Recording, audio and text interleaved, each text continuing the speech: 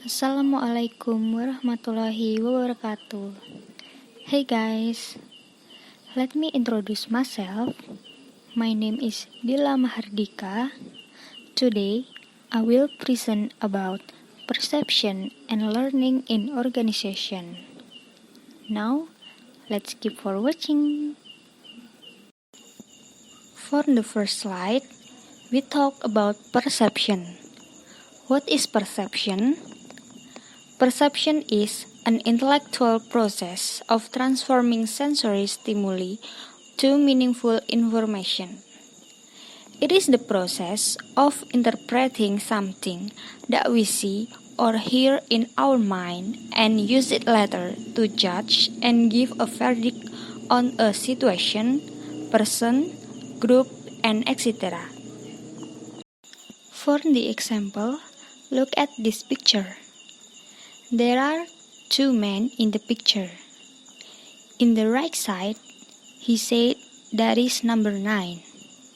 In the left side, he said that is number 6. So, in this picture have two perceptions. The first, number 9, and the second, number 6. Let's move on in the next slide. Perception can be divided into 6 types. The first, of sound, is the ability to receive sounds by identifying vibration.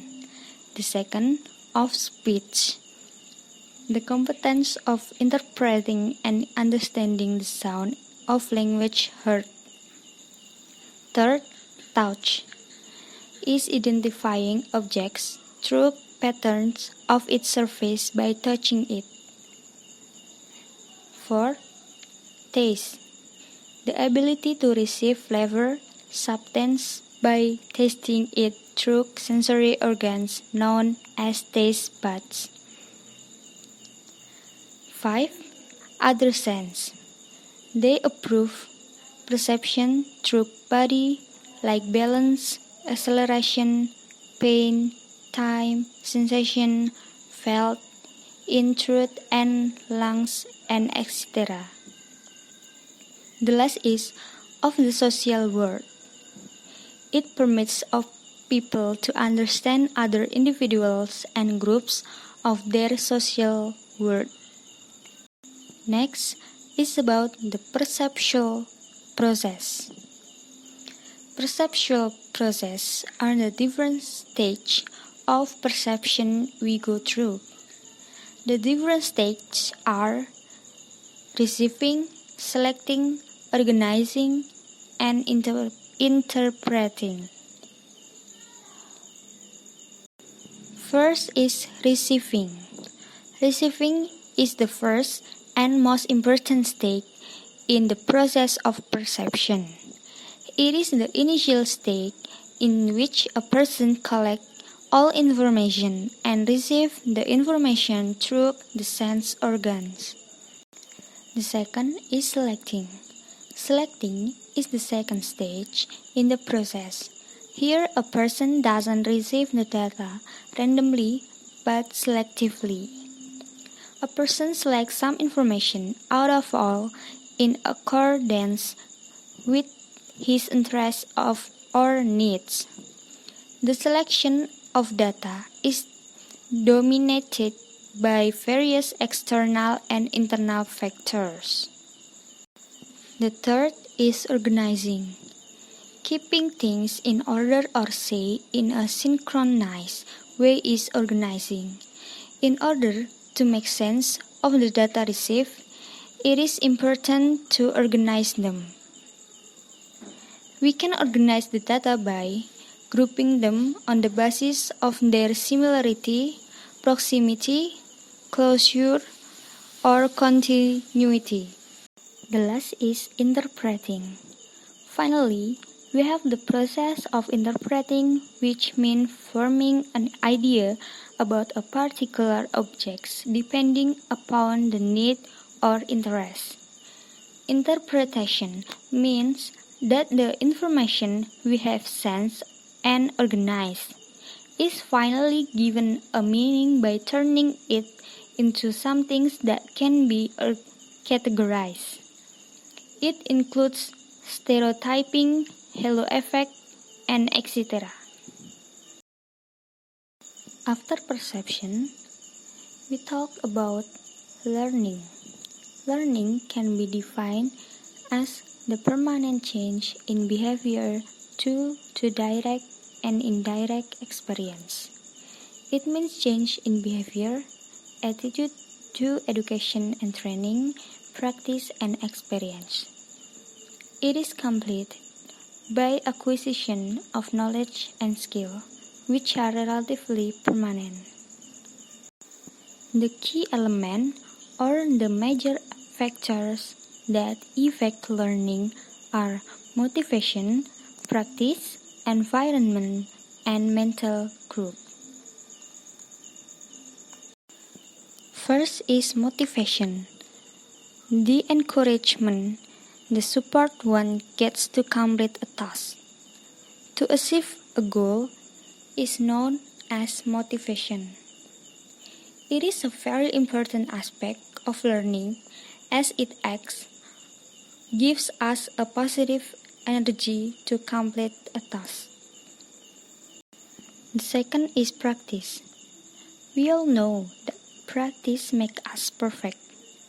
In order to be a perfectionist or at least complete the task, it is very important to practice what we have learned. Third is environment. We learn from our surroundings. We learn from the people around us. There are of two types of environment, internal and external. Fourth is mental group. It describes our thinking by the group of people we choose to hang out with. In simple words, we make a group of those people with whom we connect. It can be for a social cause where people with the same mentality work in the same direction. How learning occurs? First, classical conditioning theory. Second, operant conditioning theory. Third, social learning theory. And the last is cognitive learning theory. Classical conditioning theory. The classical conditioning occurs when a conditioned stimulus is coupled with an unconditioned stimulus. Usually, the conditioned stimulus is an impartial stimulus like the sound of a turning fork. The unconditioned stimulus is biologically effective like the taste of food, and the unconditioned response to the unconditioned stimulus is an unlearned reflex response like salivation or sweating. Seperti pada contoh berikut, classical conditioning adalah proses di mana suatu stimulus atau rangsangan yang awalnya tidak memunculkan respon tertentu diasosiasikan dengan stimulus kedua yang dapat memunculkan. Hasilnya, stimulus pertama pun dapat memunculkan respon. The next theory is operant conditioning theory. Operant conditioning theory is also known as instrumental conditioning. This theory is a learning process in which behavior is sensitive to or controlled by its outcomes.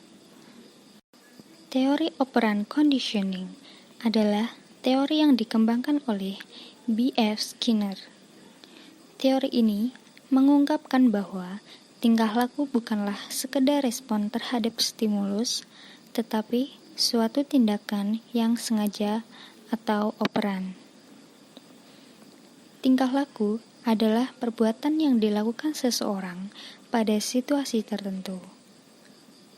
Tingkah laku yang dimaksud terletak di antara dua pengaruh, yaitu pengaruh yang mendahulunya dan pengaruh yang mengikutinya, seperti pada tabel berikut. Third is social learning theory. You can read the key assumption of social learning theory. The last is cognitive learning theory. Cognition defines a person's ideas, thoughts, knowledge, interpretation, understanding about himself and environment. This is the last of my presentation. Thank you for watching. Wassalamualaikum warahmatullahi wabarakatuh.